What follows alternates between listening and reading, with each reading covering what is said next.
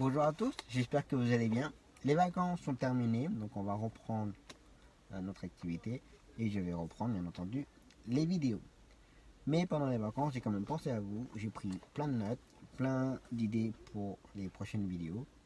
Donc là aujourd'hui, on ne va pas rouler, mais je vais vous expliquer comment on devient chauffeur de taxi, quel diplôme il faut avoir et quelles sont les différentes étapes.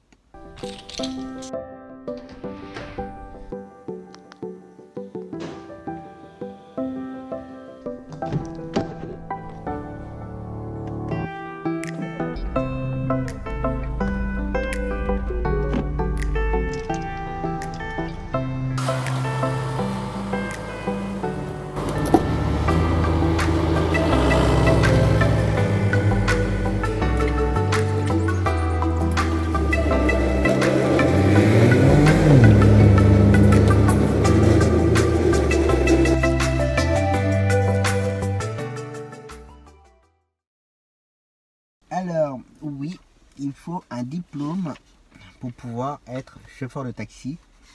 Beaucoup de gens sont surpris d'ailleurs.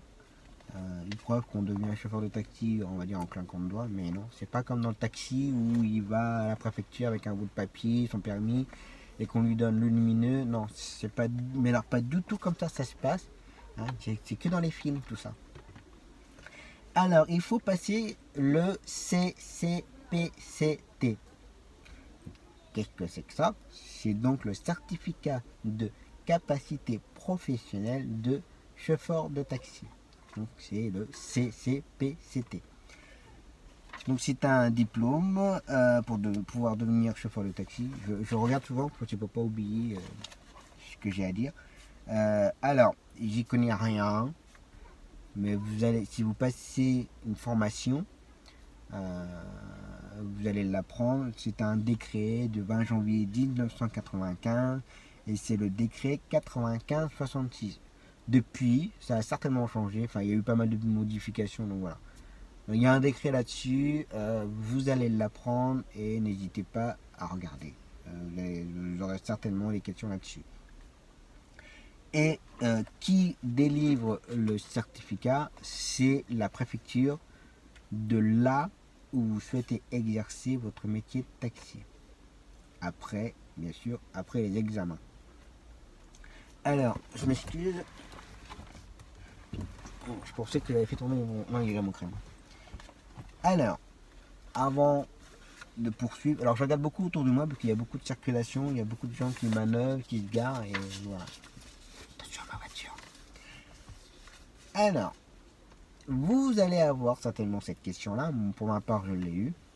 Il faut savoir que vous risquez d'avoir une question de qu'est-ce qu'un chauffeur de taxi? J'attends une réponse. Plus sérieusement, donc, qu'est-ce qu'un chauffeur de taxi?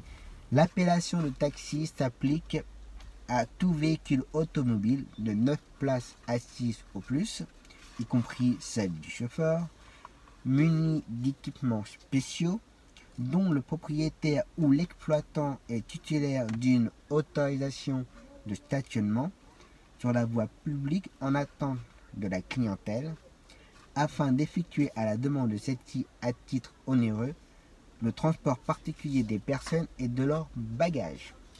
Donc ça, c'est la définition exacte de qu'est-ce qu'un chauffeur de taxi. N'hésitez pas à l'apprendre par cœur parce que j'aurai certainement la question. Et pour vous décortiquer un petit peu le texte,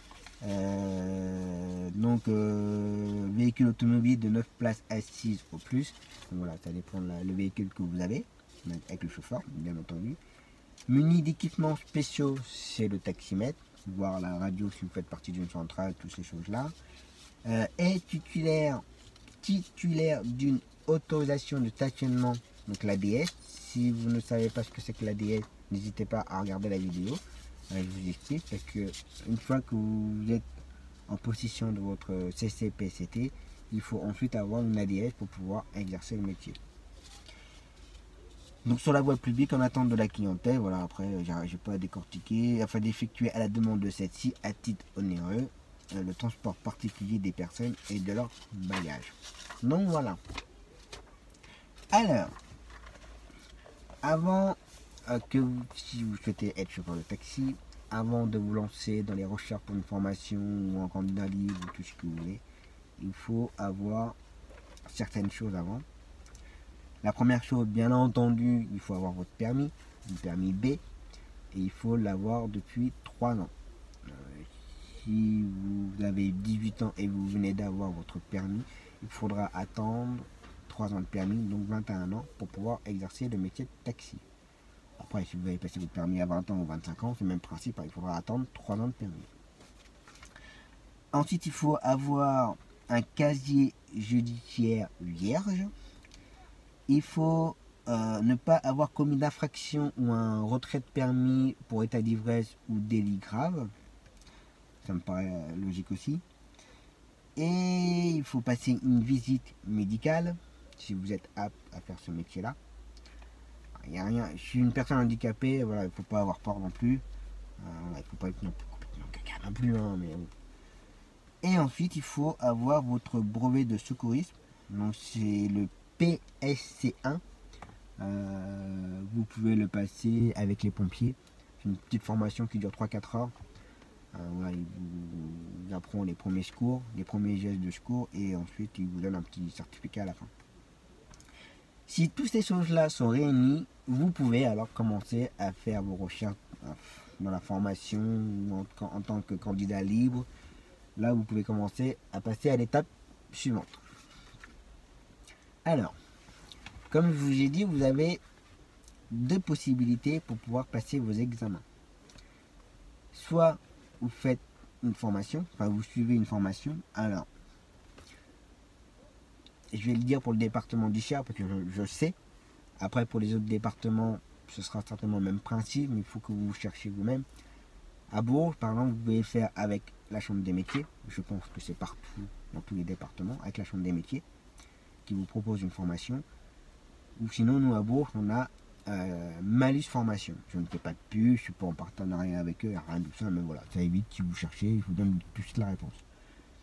Eux, ils peuvent vous faire une formation là-dessus. Ou alors, vous pouvez passer en tant que candidat libre. Donc, ça veut dire que c'est vous seul qui apprenez le métier en faisant des recherches sur Internet, en achetant des livres, et ensuite, vous passez vos examens. Alors, si vous faites une formation, alors c'est une moyenne, hein, j'ai noté ce que j'ai trouvé sur Internet, mais je vais vous dire après avec mon expérience en moi.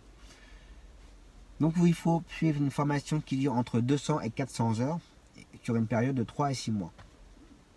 Ça, c'est la formation.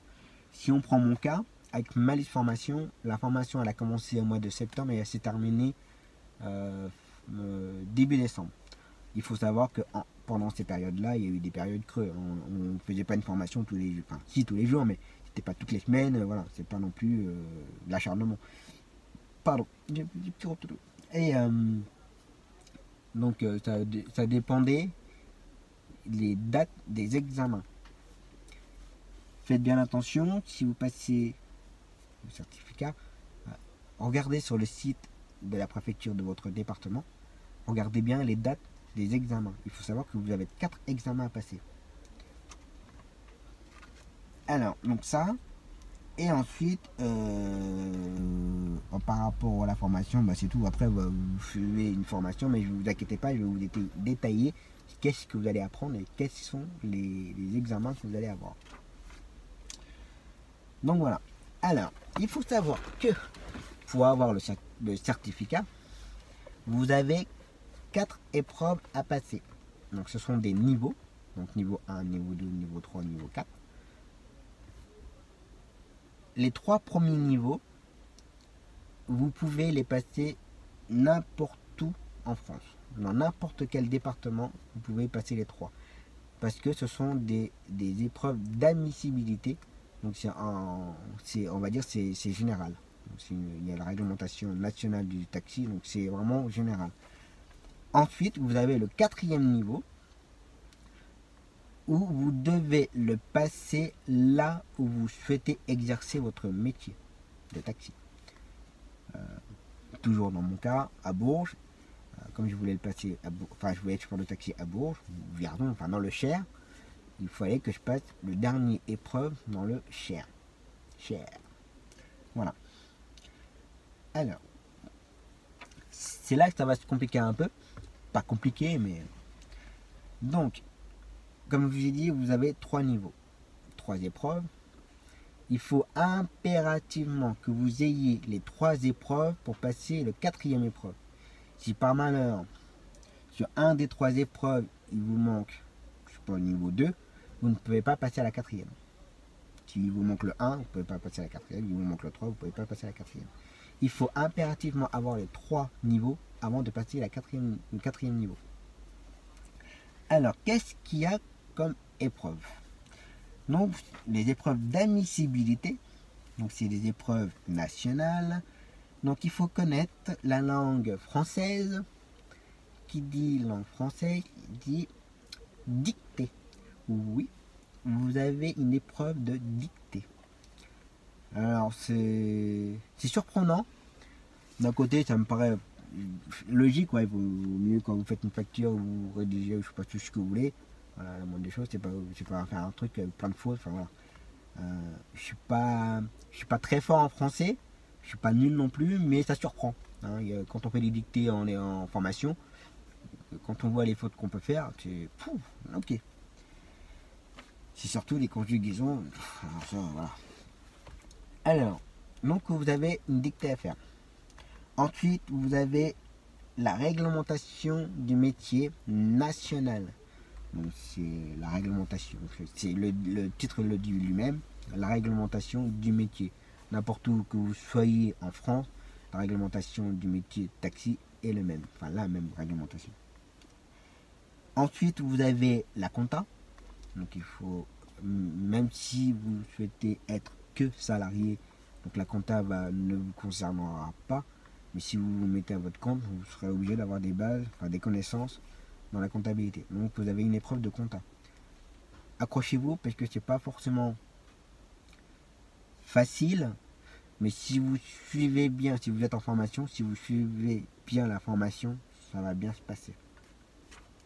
Et ensuite, vous avez le code de la route. Donc il faut connaître, il faut réapprendre le code de la route.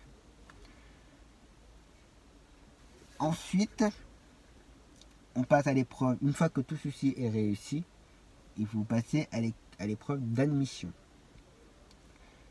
Donc dans les épreuves d'admission, vous avez la connaissance topographie. Donc ça veut dire qu'il faut impérativement que vous connaissiez votre département, les routes, les numéros départementaux, les numéros nationaux. Il faut connaître un petit peu l'emplacement des villes. Parce que j'ai eu comme épreuve placer la ville de Vierzon, placer la ville de Bourges, placer l'autoroute. Enfin, il fallait faire tout ça. D'accord? Donc il faut bien connaître votre cartographie, bien connaître votre ville. Vous avez la réglementation locale du taxi. Alors pourquoi la réglementation locale? Ça dépend si on prend par exemple Paris, beaucoup de voies de bus réservées aux bus.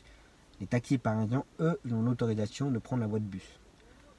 Et les taxis extérieurs de Paris n'ont pas le droit de prendre la voie de bus. Voilà. Je m'excuse si ça fait un contre-jour à chaque fois. Par exemple, à Bourges, nous, on a le droit de prendre, les taxis de Bourges ont le droit de prendre la voie de bus. Ça, c'est des petites réglementations locales. Par exemple, tu trouves, je vais dire une grosse bêtise, hein, attention. Hein. Peut-être qu'à Bordeaux, les taxis n'ont pas le droit de prendre la voie de bus. Peut-être. Hein, voilà, ça, c'est les réglementations locales. Ensuite, il faut connaître les itinéraires. Donc, c'est comme je vous l'ai dit tout à l'heure, c'est bien connaître votre ville, connaître votre point de départ et le point d'arrivée, quelle est la meilleure route à prendre. Ça, c'est des choses qu'il faut apprendre.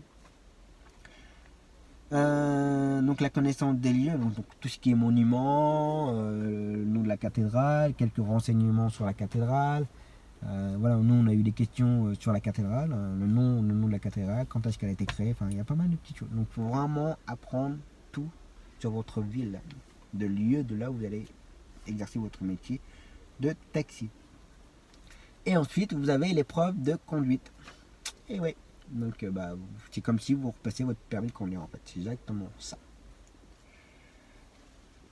Alors, comme je vous ai dit, il faut impérativement avoir les 3 niveaux nationaux avant de pouvoir passer le 4e niveau pour le départemental. Si par malheur vous échouez un des 3 premières épreuves, vous ne pouvez pas passer la 4e épreuve.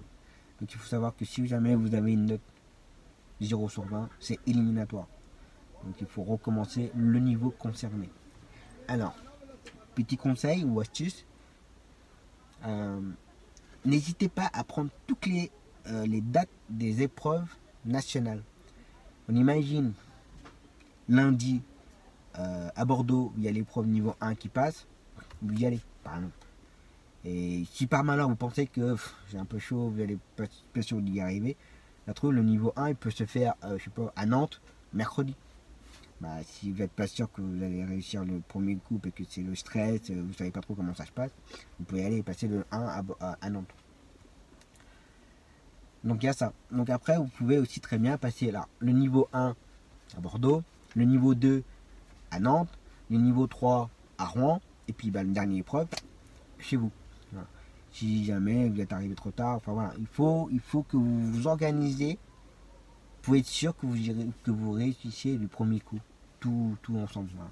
N'hésitez pas à passer toutes les épreuves. J'ai des copains qui ont passé leurs différents niveaux dans plusieurs villes. Parce que voilà, soit ils ont loupé la première fois ou le stress, voilà, faut pas hésiter. Attends, arrête, stop. Bon, je viens de regarder la vidéo avant le montage, pendant que je mangeais. Je voulais rajouter une petite précision concernant les niveaux. Donc il vous faut les 3 niveaux avant de passer au 4e niveau. Quand je dis que si jamais il y a un des niveaux que vous n'avez pas acquis, ne vous inquiétez pas, vous ne recommencez pas les 3 niveaux. Vous repassez que l'épreuve que vous avez échoué. Si vous avez loupé le 1, vous recommencez que l'épreuve numéro 1.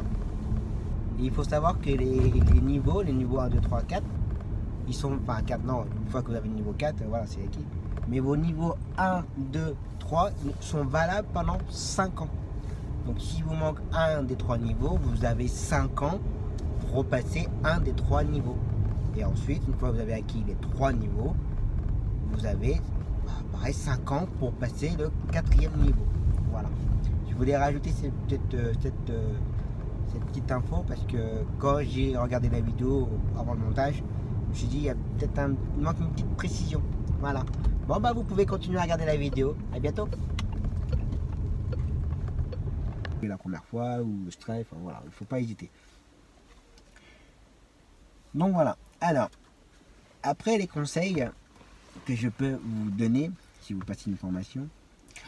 Alors, en ce qui concerne la dictée, comme je vous ai dit, je suis pas fort, mais je suis pas nul non plus. Mais je faisais pas mal de fautes de conjugaison, toutes ces choses-là. Donc, à la formation, vous faites des dictées. Mais moi, le soir, avec ma femme, on refaisait 2 à 3 dictées tous les soirs. Tous les soirs, je refaisais une dictée. Donc, il y avait des soirs où ça me gonflait beaucoup. Avec ma femme, on se prenait la tête. Mais voilà, c'était pour la bonne cause et d'essayer d'être le plus parfait lors des examens. Parce que si vous tapez un 0 à la dictée ou inférieur à une note éliminatoire, vous avez un petit peu les boules. Donc n'hésitez pas à refaire des dictées. Sauf si vous êtes super fort en dictée, voilà, okay. Mais si vous n'êtes pas trop 100% à l'aise, voilà, n'hésitez pas à faire beaucoup de dictées. Après, tout ce qui est réglementation du métier national, n'hésitez pas à revoir vos cours. Tous les soirs, n'hésitez pas à relire vos cours. N'hésitez pas à, quand vous vous couchez, vous relisez un petit coup. Voilà, quand vous lisez, toute la nuit, votre cerveau, lui, travaille encore. Donc, il enregistre, il mémorise, il classe bien dans votre cerveau. Donc, n'hésitez pas à relire vos cours. Il ne faut surtout pas hésiter. Après, tout ce qui est la compta, donc là, comme je vous ai dit, il faut bien suivre vos cours. Si vous butez sur un truc pendant une formation et si vous butez sur un truc et ça vous empêche d'aller plus loin, n'hésitez pas à vous arrêter avec votre formateur, lui dire expliquez-moi ce truc là, j'ai rien compris. Il faut pas hésiter, que si vous faites et puis qu'à la fin vous n'avez rien compris, vous tapez un 0 au compta, bah voilà, il faut recommencer. Enfin, voilà. N'hésitez pas à poser des questions à votre formateur sur la compta. Même à moi, hein, si vous voulez me poser une question par rapport à la compta, n'hésitez pas à me poser des questions. N'hésitez pas aussi à vous entraider entre vous, vous les candidats. C'est ce qu'on a fait nous. Moi j'étais dans un groupe d'une dizaine de candidats. Avec Jay, si tu regardes la vidéo, on n'était pas mauvais en compta.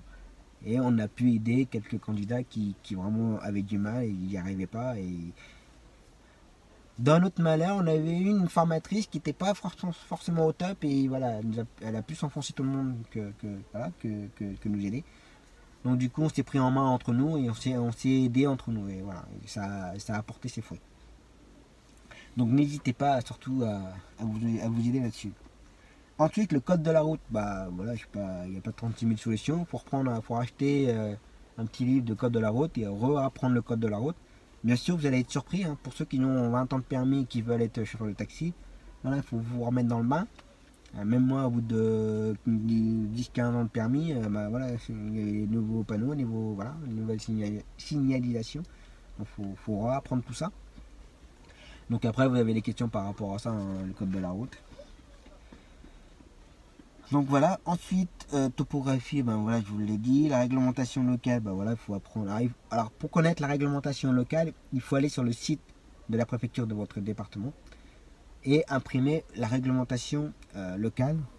Et vous avez toute la réglementation, ce que vous pouvez faire, pas faire, voilà, toutes ces choses-là.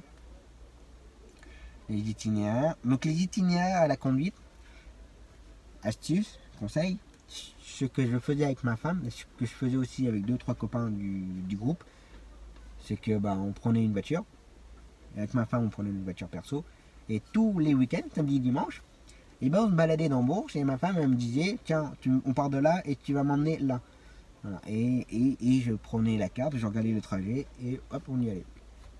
Et il fallait prendre, pardon.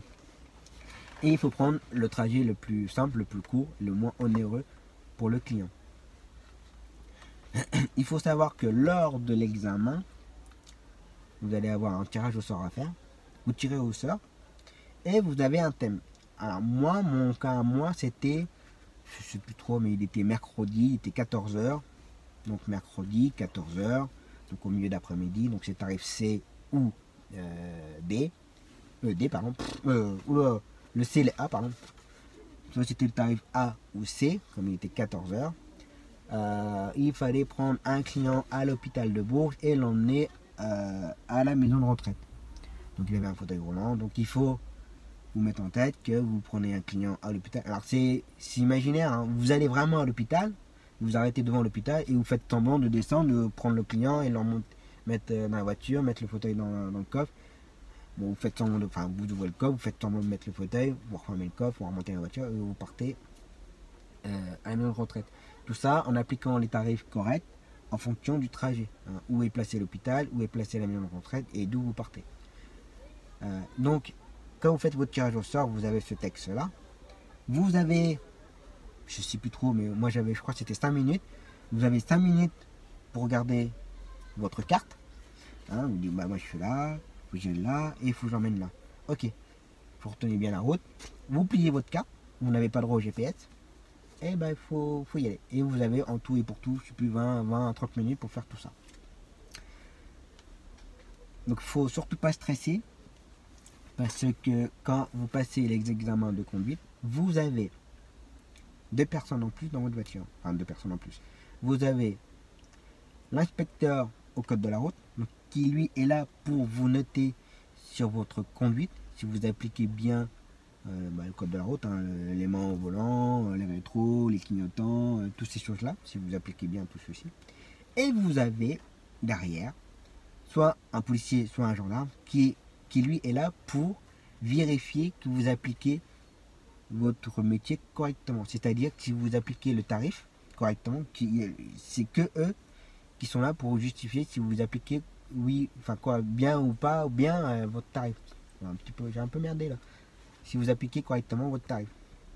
Ou si vous conduisez correctement dans Bourges par rapport à la voie de bus, si vous avez droit ou pas droit de prendre la voie de bus par exemple. Voilà, il est là pour ça. Il est là pour vous poser des questions sur qui est le préfet, qui fait quoi, qui est machin, qui est le président. Une petite anecdote, moi quand j'ai passé ma conduite, j'avais une inspectrice d'auto-école qui était charmante comme tout, qui ne m'a pas fait chier du tout. Voilà. Et j'avais... Alors je respecte les gendarmes, hein, c'était un métier que j'aurais bien aimé faire, mais malheureusement j'ai pas pu parce que j'avais des problèmes de santé. Mais j'avais un enfoiré de gendarme qui, pendant les 20 minutes, n'a pas arrêté de me poser des questions. Mais quand je vous dis qu'il n'a pas arrêté de parler, il n'a pas arrêté de parler. Je crois même que moi j'étais le deuxième à passer. Je crois qu'au bout de la troisième ou quatrième personne qui passait à l'examen, je crois que l'inspectrice elle a un petit peu remis en place le gendarme parce que voilà, ça devenait insupportable. Voilà. Voilà, je pense qu'il devait essayer de nous mettre en situation, si on avait un client stressant, chiant, voilà, peut-être voir comment on se comportait en voiture, comment on était à la conduite, si on était énervé à la conduite ou pas. Voilà, je pense que c'était une façon pour lui de voir comment on gérait notre stress, comment on gérait la situation. Mais quand on passe un examen, déjà, on stresse, déjà, on est là pour notre vie quand même. Hein. Il faut savoir que pour ma part, j'avais quand même donné ma démission pour faire le métier de taxi quand même. J'avais un métier correct. Donc voilà, donc je jouais ma vie quand même, donc ça vous met un petit peu la pression. Donc surtout n'ayez pas peur, hein, ça va bien se passer. Donc voilà pour l'examen de conduite, et je pense que j'ai fait le tour. Donc je répète, vous avez 4 épreuves à passer. Les 3 premières épreuves, vous le passez là où vous le souhaitez, n'importe où vous pouvez le faire. Et le 4e épreuve, il faut le passer là où vous souhaitez exercer votre métier de taxi. Alors, il faut savoir que si vous passez une formation, si vous êtes au chômage, cette formation-là peut être prise en charge par Pôle emploi, enfin toutes ces choses-là, ça peut être pris en charge. Si on prend mon cas, moi j'ai donné ma démission à mon ancien patron. Bon, je me suis inscrit au chômage quand même, mais c'est moi qui me suis payé ma formation. Alors, il faut savoir que les formations, ça dépend là où vous êtes. Hein. Je ne sais plus trop, mais je crois que j'ai dû payer 3000 et quelques euros ma formation. Voilà, mais bon, c'est mon problème. Ou soit vous pouvez le passer en tant que candidat libre. Conseil que je peux vous donner, si vous passez en candidat libre, même pour ceux qui passent une formation, c'est ce que j'ai fait moi, c'est que le lien est dans la description de la vidéo. Je ne suis pas en partenariat avec eux non plus, il n'y a rien du tout, mais bon, ça peut vous aider, surtout si je fais ça, c'est surtout pour vous. Vous pouvez acheter ces 4 livres qui vous donnent, en fait, c'est les cours. Vous avez 4 livres, donc il y a 3 livres de cours et un 4e livre avec un QCM. Et malheureusement, je ne peux pas vous les montrer parce que je les ai prêtés à un collègue qui passe un diplôme taxi et il me les a jamais rendus. C'est un petit peu dommage parce que j'aurais bien voulu vous les montrer, mais malheureusement, il ne me les a jamais rendus. Donc, c'est 3 livres, alors sur la compta, la réglementation de métier et toutes ces choses-là. Et franchement, ils sont super. Alors, ça coûte 134, je crois, 135, 140, je ne sais plus, les 4 livres, mais ça vaut le coup. Franchement, si vous voulez vraiment être chauffeur de taxi et vous voulez mettre tout votre temps là-dedans et tout ce qu'il vous faut, n'hésitez pas à mettre les 130 euros dans les 4 livres parce que ça va beaucoup vous aider. Moi, avant de commencer la formation, j'ai beaucoup lu les livres. Et quand j'ai commencé la formation, pour moi, tout paraissait simple. Voilà, parce que j'avais déjà des bases, j'avais déjà des connaissances. Et comme je voulais vraiment être chauffeur de taxi, donc voilà, j'étais vraiment à fond dedans. Donc franchement, c'est très pratique. Et pour ceux qui sont en candidat libre, ça peut beaucoup vous aider. Alors, je souhaiterais ajouter une petite info au cas où. J'ai un doute, mais je crois qu'en tant que candidat libre, vous devez quand même passer quelques heures de formation pour valider certains points, je crois. Parce que quand moi j'ai passé ma formation, j'étais avec un groupe, et on a eu 2-3 passages où les gens étaient en candidat libre, mais ils devaient valider certains trucs. Alors, je ne sais plus trop quoi. Puis je sais pas leurs coordonnées, j'ai pas pu les rappeler une autre pour avoir un peu plus d'infos. Mais voilà, surtout renseignez-vous bien là-dessus. Donc voilà, alors une fois que vous avez passé tous ces niveaux-là, et bien si c'est validé, déjà je vous dis merde déjà pour passer les examens. Et si vous réussissez après votre diplôme, je vous félicite. Et une fois que vous avez une fois que vous avez eu vos résultats, eh bien vous passez à la préfecture de votre département pour récupérer votre certificat, hop, votre carte professionnelle qui se présente comme ceci. Donc avec la photo. Donc la photo, toutes ces choses-là sont données bien avant que vous commenciez, bien avant votre inscription aux examens. Surtout, je crois que je ne l'ai pas dit d'ailleurs. Surtout, faites bien attention aux dates des examens parce qu'ils vous mettent un petit intitulé comme quoi il faut envoyer votre dossier candidature, je sais plus, un mois et demi ou 2 mois avant la date des examens. Donc vous avez une enveloppe à envoyer. Ah, il n'est pas content. Vous avez un dossier à envoyer avec des photos, des papiers à remplir, plein de choses comme ça qu'il faut envoyer à la préfecture pour vous inscrire aux examens. Faites attention à tout ça surtout. Ça s'agace un peu parce qu'il y en a qui se garent un peu n'importe comment et il y en a qui s'énervent. Donc vous allez à la préfecture, vous récupérez votre carte professionnelle, donc avec la photo, votre numéro de carte professionnelle, pour le Cher, pour ma part, pour le Cher. Et ensuite derrière vous avez votre nom, prénom, votre date de naissance et la signature. Donc voilà.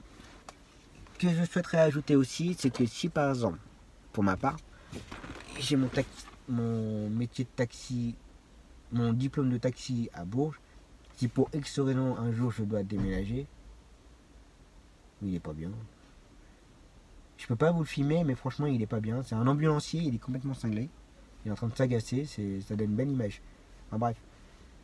Si un jour, pour X raison, je dois déménager et je suis originaire de Rouen, je dois repartir sur Rouen. Si je veux continuer mon métier de taxi, je n'ai pas à repasser toutes les épreuves. Si vous avez bien suivi, vous devez repasser que le niveau 4. Donc le niveau du départemental en fait. Tous les 3 premiers niveaux ils sont validés à vie, on va dire ça comme ça. C'est à vie. Et ensuite, si vous déménagez, il faut simplement repasser le niveau 4. Donc l'épreuve, le 4. Donc voilà. Donc j'espère que ça aura répondu à vos questions. Si je n'ai pas répondu, n'hésitez pas à me poser des questions, je vous répondrai avec grand plaisir. Ça me fait plaisir de vous aider. Quand j'ai commencé à passer la formation haute, sur internet ou sur YouTube, on ne trouve pas forcément beaucoup de vidéos là-dessus et voilà, ça m'aurait aidé aussi. Donc voilà, j'espère que ça vous aide. Si vous avez des questions, n'hésitez pas à me poser des questions. Si vous avez des idées de vidéos, si vous voulez que je vous parle d'autres sujets ou autres, dites-moi. J'étudierai et je ferai avec mon petit carnet, je noterai les idées. Donc là, il y a d'autres vidéos qui vont arriver, qu'il faut que je les fasse. Donc je m'excuse si des fois je fais un peu moins à mettre une vidéo. Parce que bon, ça prend du temps à faire la vidéo déjà. Donc ça va, j'ai un peu de temps. Je ne l'ai pas dit, mais je suis à l'hôpital Bretonneau à Tours. J'ai une cliente qui a été greffée, donc là, passer des examens sanguins, toutes ces choses-là, voir si tout se passe bien. Donc là, il y en avait pour moi 4-5 heures d'attente. Et après, il faut que je monte mes vidéos à la maison et que je upload sur YouTube, et voilà. Donc si ça vous a plu, n'hésitez pas à mettre un petit pouce vers le haut, ça fait toujours plaisir, à partager la vidéo, à vos connaissances pour ceux qui veulent passer aussi les examens de taxi, à vous abonner à ma chaîne si ce n'est pas encore fait, en vous souhaitant la bienvenue. Et puis moi je vous dis à très bientôt pour une prochaine vidéo. Et surtout, si vous avez besoin d'un taxi, n'hésitez pas à nous appeler, on est là pour ça. Et surtout, appelez-moi. Allez, à bientôt, ciao.